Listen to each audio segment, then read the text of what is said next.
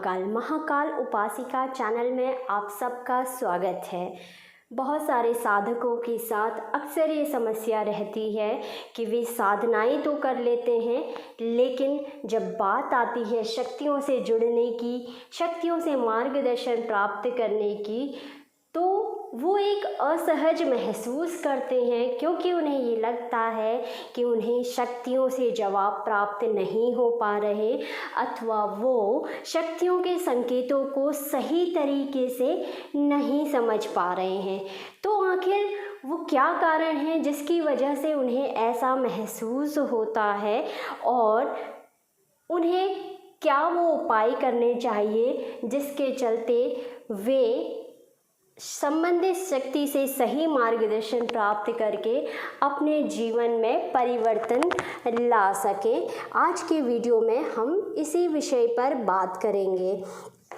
देखिए, साधनाएं करना महत्वपूर्ण नहीं है, बल्कि शक्तियों से जुड़ना, अर्थात जिस उद्देश्य के लिए आपने साधना की है, मान लीजिए आपने किसी शक्ति से मार्गदर्शन प्राप्त करने के लिए साधना की है, तो ऐसी अवस्था में आपका शक्तियों के साथ जुड़ना और उनसे सही मार्गदर्शन प्राप्त कर पाना ये महत्वपूर्ण विषय है। लेकिन बहुत बार ऐसा होता है कि साधक ऐसा नहीं कर पाता है, जिसके चलते धीरे धीरे उसके मन में एक अविश्वास की स्थिति जन्म लेने लगती है और वह स्वतः ही आध्यात्म से दूर होने लगता है। तो क्या है इसके पीछे जो कारण, आज के वीडियो में वही चर्चा करेंगे। देखिए, इसके पीछे कोई एक कारण नहीं है, बल्कि बहुत सारे कारण हैं। लेकिन आज मैं एक साधक अथवा साधिका की 5 प्रमुख कमियों के विषय में बात करूंगी, जिसके चलते उन्हें सही तरीके से शक्तियों का मार्गदर्शन प्राप्त नहीं हो पा रहा है, और उन उपायों पर भी चर्चा करूंगी जिसके चलते वो अपनी उन कमियों को दूर करके संबंधित शक्ति से सही तरीके से मार्गदर्शन प्राप्त करके अपना जीवन परिवर्तित कर सकते हैं।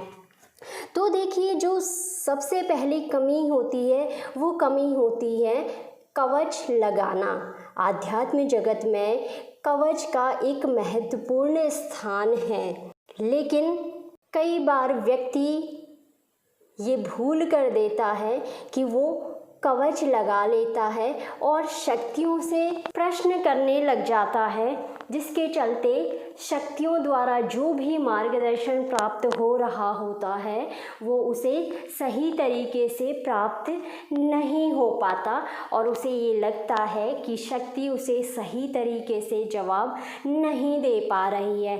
कैसे देगी, क्योंकि आप तो कवच लगा करके बैठे हैं। इसके लिए सबसे पहले आपको अपना वो कवच खोलना होगा जो कि आपने खुद से लगाया हुआ है। आपने जिस भी शक्ति का कवच लगाया हुआ है, सबसे पहले तो उनका आवाहन करके उनसे प्रार्थना करिए, संबंधित कवच को खोलने की प्रार्थना करिए थोड़ी देर के लिए, तब तक जब तक कि आप दूसरी शक्ति से अपना मार्गदर्शन प्राप्त ना कर लें तब तक। और जब आपका कार्य पूर्ण हो जाए तब आप वापस से उस कवच को लगा सकते हैं, उनका धन्यवाद अदा करते हुए। तो ये एक महत्वपूर्ण कमी है। इस कमी को याद रखना होता है हर उस साधक और साधिका को जो भी कवच लगा करके रखते हैं उन्हें। अब बात करते हैं दूसरी कमी। दूसरी जो सबसे महत्वपूर्ण कमी है शक्तियों से जुड़ने को लेकर के, वो ये है एक साधक का आज्ञा चक्र पर ही ध्यान होना। देखिए, आज्ञा चक्र जो है वो एक छोटा विषय नहीं है। ये आज्ञा चक्र अपने आप में बहुत सारे गूढ़ रहस्यों को समेटे हुए है। लेकिन क्या होता है, सही ज्ञान के अभाव में और सही मार्गदर्शन के अभाव में व्यक्ति केवल उतना ही समझ पाता है जितना कि उसने देखा अथवा सुना होता है, जिसके चलते अधिकांश साधक और साधिकाओं के मन में ये भ्रांति बैठी होती है कि हमें जवाब आज्ञा चक्र के माध्यम से प्राप्त होंगे, जबकि आज्ञा चक्र महज एक द्वार है और द्वार और माध्यम में जमीन आसमान का भेद होता है। इस भेद को आपको समझना होगा और जिस दिन आप इस भेद को समझ जाएंगे, अर्थात द्वार पर ध्यान ना दे करके प्राप्त होने वाले माध्यम पर ध्यान देंगे, तो आप किसी भी शक्ति से सही तरीके से जुड़ पाएंगे और सही तरीके से जवाब प्राप्त कर पाएंगे। तो इसीलिए अगर आप भी उन्हीं साधकों में से एक हैं जिन्हें ये लगता है कि आज्ञा चक्र ही एकमात्र कारक है शक्तियों से मार्गदर्शन प्राप्त करने का, तो अपनी इस भ्रांति को अपने मस्तिष्क से मिटा दीजिए, अपने ज्ञान चक्षु खोलिए ताकि आप सही तरीके से शक्तियों से जुड़ करके मार्गदर्शन प्राप्त कर सकें। अब बात करते हैं अगली कमी की। तो जो तीसरी कमी है एक साधक में जो कि अक्सर देखने को मिलती है, वो है एकाग्रता तत्व का अभाव। बहुत सारे साधक ऐसे होते हैं जब उन्हें शक्तियों का आवाहन करने के लिए बैठाया जाता है, उन्हें ये बोला जाता है कि आपको आंखें बंद करके शक्ति का आवाहन करना है और शक्ति से अपना प्रश्न पूछना है ताकि आपको सही जवाब प्राप्त हो सके। लेकिन क्या होता है, बहुत सारे साधक यानी कि अधिकांश साधकों की ये अवस्था होती है कि बार बार वो अपनी पलकों पर एक दबाव देते हुए दिखाई देते हैं अथवा महसूस होते हैं, जिसके चलते ये बात स्पष्ट होती है कि सामने वाले साधक में अस्थिरता का अभाव है, अर्थात एकाग्रता नहीं है। और जब तक आप में एकाग्रता नहीं होगी तब तक आप किसी भी शक्ति से सही तरीके से नहीं जुड़ पाएंगे, और जब आप सही तरीके से नहीं जुड़ पाएंगे तो जो भी जानकारी आपको प्राप्त होगी वो आप गलत जानकारी प्राप्त करेंगे और गलत ही जानकारी आगे भी प्रेषित करेंगे, जो कि भविष्य में आपको समस्या प्रदान कर सकता है। तो इसलिए ऐसी गलती मत करिए।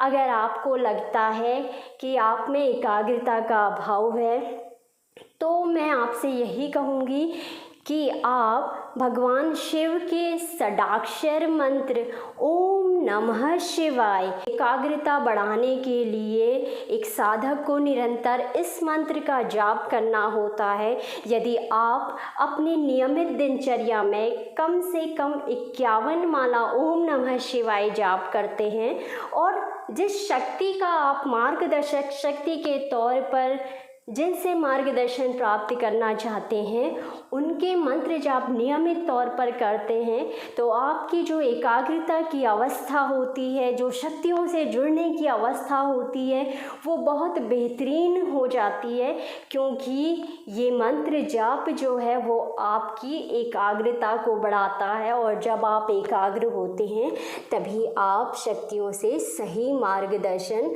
प्राप्त कर पाते हैं, अर्थात सही तरीके से मार्गदर्शन प्राप्त कर पाते हैं। अब बात करती हूँ चौथे तत्व की।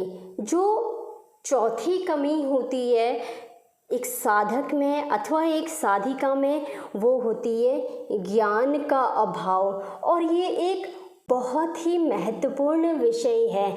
अधिकांश जो साधक हैं इस क्षेत्र में, इस साधना क्षेत्र में, वो शक्ति साधक हैं और शक्ति साधक अक्सर शक्तियों की साधनाएं करते हैं, ज्ञान तत्व की साधनाएं नहीं करते हैं।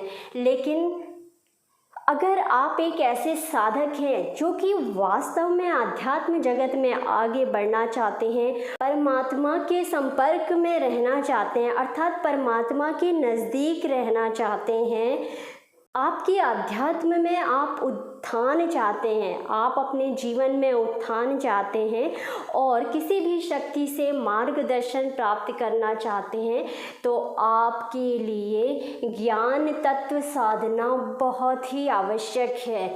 आप कभी भी सही तरीके से विश्लेषण करिएगा तो आप जान पाएंगे एक शक्ति साधक और एक ज्ञान तत्व साधक में भेद होता है।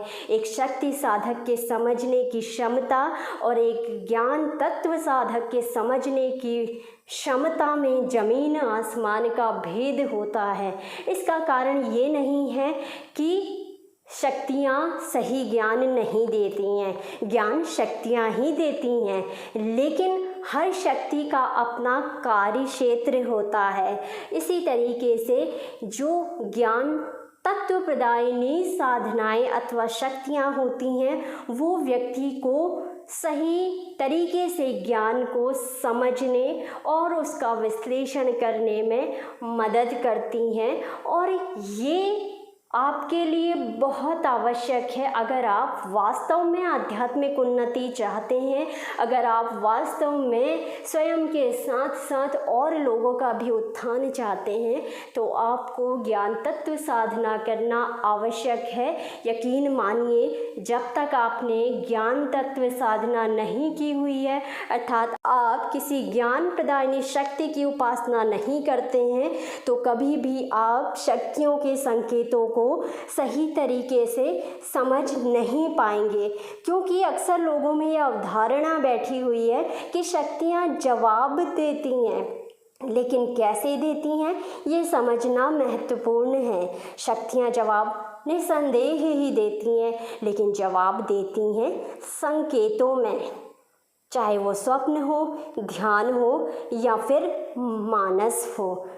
और उसका सही विश्लेषण करना आपको सिर्फ ज्ञान प्रदायिनी शक्तियाँ ही समझाती हैं। यही वजह है कि आध्यात्म जगत में बाबा महादेव की साधना को अनिवार्य माना जाता है, क्योंकि जो ज्ञान तत्व आप बाबा महादेव से प्राप्त कर सकते हैं, प्राप्त करते हैं, उस ज्ञान का कोई अंत नहीं है। तो इसीलिए मैं आपसे यही कहूँगी कि आप इस क्षेत्र में आगे बढ़ने के लिए, शक्तियों से सही तरीके से जुड़ने के लिए किसी भी ज्ञान तत्व प्रदायिनी शक्ति की साधना करिए और शक्तियों के संकेतों को तब समझने का प्रयास करिए। निसंदेह आप एक बड़ा परिवर्तन पाएंगे अपने जीवन में, क्योंकि भेद होगा पहले के समझने में और ज्ञान तत्व साधना करने के बाद समझने में। लेकिन कब समझ आएगा? जब आप इसे करेंगे। तो करके देखिए और शक्ति साधना के साथ में ज्ञान तत्व साधनाओं को भी उतना ही सम्मान दीजिए जितना सम्मान आप शक्ति साधनाओं को देते हैं, ताकि आप सही तरीके से आगे बढ़ पाएँ और दूसरों को भी आगे बढ़ा पाएँ। और अब बात करती हूँ अंतिम तत्व की। तो जो अंतिम कमी होती है, अंतिम तत्व जो होता है किसी भी शक्ति से सही तरीके से जुड़ पाने के लिए, जो महत्वपूर्ण तत्व होता है वो होता है एक साधक का कुशल दृष्टा, कुशल श्रोता और कुशल विश्लेषण करता होना। जो भी साधक एक कुशल दृष्टा नहीं है, कुशल श्रोता नहीं है और एक कुशल विश्लेषण करता नहीं है, उन्हें शक्तियों से जुड़ने में बहुत सारी समस्याएं उत्पन्न होती हैं। इसका मैं कारण भी आपको बता देती हूँ और मैं आपको उदाहरण भी बता देती हूँ।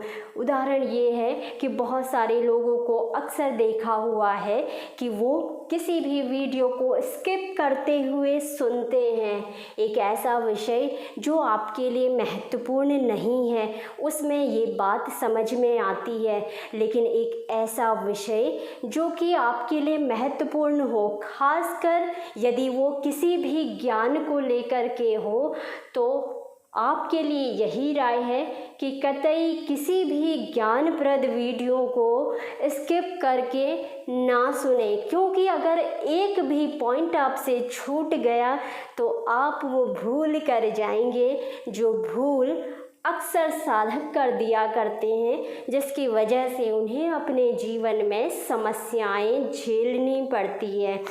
यही होता है एक बेहतर श्रोता न हो पाने की स्थिति में भी। जो लोग ध्यानपूर्वक किसी बात को नहीं समझते वो अक्सर शिकायत करते हैं कि आपने ये नहीं बताया, आपने वो नहीं बताया, जबकि वो पलट करके दोबारा वीडियो देखेंगे अथवा सुनेंगे तो वो ये जान पाएंगे कि सारी की सारी बातें उसमें बताई हुई हैं। लेकिन कब? जब आप एक अच्छे श्रोता होंगे, और अगर आप बहुत बेहतरीन श्रेणी के श्रोता हैं तो आपको कभी भी किसी वीडियो में दोबारा प्रश्न करने की कोई आवश्यकता ही नहीं होगी। और जब आप एक अच्छे दृष्टा होंगे और एक अच्छे श्रोता होंगे तो निसंदेह आप एक बहुत बेहतरीन साधक बन सकते हैं। ये बात मैं दावे के साथ मैं कह सकती हूँ। और अब बात करते हैं विश्लेषणकर्ता की। दृष्टा और श्रोता के विषय में तो आप समझ गए होंगे। एक और होता है विश्लेषणकर्ता, जो कि उन लोगों के लिए कहा गया है जिन लोगों को संकेत दृश्य में अथवा श्रवण के माध्यम से प्राप्त ना हो करके अनुभवों के माध्यम से प्राप्त होते हैं। और जब किसी भी साधक को सीधे अनुभवों के माध्यम से कोई संकेत प्राप्त होते हैं तब उसमें एक उच्च कोटि की विश्लेषण क्षमता होना बहुत ज़्यादा मायने रखता है। जब व्यक्ति सिर्फ एक दृष्टा और एक श्रोता होता है तब उसके लिए ये प्रक्रिया आसान हो जाती है, क्योंकि वो देख पा रहा है अथवा सुन पा रहा है। लेकिन जो एक अनुभव करता है वो केवल अनुभव कर पा रहा है और उस अनुभव के आधार पर विश्लेषण करना थोड़ा सा कठिन हो जाता है। तो इसीलिए अगर आप उन साधकों में से हैं जो कि अनुभवों के माध्यम से जिन्हें संकेत प्राप्त होते हैं, तो आपसे मैं यही कहूँगी कि एक बेहतर विश्लेषणकर्ता बनिए। और एक और बात, यदि आप एक बेहतर दृष्टा, एक बेहतर श्रोता और एक बेहतर विश्लेषण करता हैं तो यकीन मानिए आप एक बेहतर वक्ता होंगे आगे चल करके। एक ऐसा वक्ता जो कि अपने शब्दों में वो सम्मोहन रखता है कि एक मंच पर खड़े होकर के लाखों नहीं बल्कि करोड़ों जनता को एक साथ में मार्गदर्शन दे करके किसी गलत राह से सही राह पर ला सकता है। आप इस श्रेणी के साधक भी बन सकते हैं, बशर्ते ये सारी की सारी चीज़ों को आपको जीवन में उतारना होगा। और जब आप इतने सारे लोगों को एक साथ मार्गदर्शन दे करके सही राह दिखाते हैं, परमात्मा की राह दिखाते हैं, तो आप परमात्मा के और करीब हो जाते हैं और आपका जो आध्यात्मिक उत्थान का स्तर है वो और भी उच्च होता चला जाता है। तो आप सब में से, तो अगर आप में से किसी में भी इनमें से कोई भी तत्व की कमी है, आपको लगता है कि आप में ये कमी है, मैं ये नहीं कहूँगी कि हर किसी में ये सारी कमियाँ होंगी, लेकिन थोड़ी बहुत कमी कहीं ना कहीं किसी ना किसी में होती ही है। यहाँ तक कि हम भी पूर्ण नहीं हैं, लेकिन हमारी हमेशा यही एक कोशिश रहती है कि जितना हमने सीखा है हम उतना आप सभी को सिखा पाएँ, वो सही मार्गदर्शन प्राप्त कर पाएँ, ताकि आपके जीवन में एक भटकाव ना हो और आप सही तरीके से शक्तियों से जुड़ करके अपने जीवन में आगे बढ़ पाएँ, अपनी उन्नति कर पाएँ, आध्यात्मिक और भौतिक उन्नति कर पाएँ। और जिस साधना के जिस उद्देश्य से आपने साधना की हुई है, यदि मार्गदर्शन के उद्देश्य से की हुई है, तो स्वयं के साथ साथ आप औरों को भी सही मार्गदर्शन दे करके स्वयं के साथ साथ औरों का भी जीवन सफल बना पाएँ। तो इसी आशा के साथ मैं उम्मीद करती हूँ कि इन तत्वों को आप अपनी कमी ना समझ करके अपने जीवन में एक सुधार का मौका समझ करके अपने जीवन में उतारेंगे और सही तरीके से शक्तियों से जुड़ करके स्वयं भी सही राह पर चलेंगे और दूसरों को भी सही राह ही दिखाएंगे। आदेश। जय श्री महाकाल।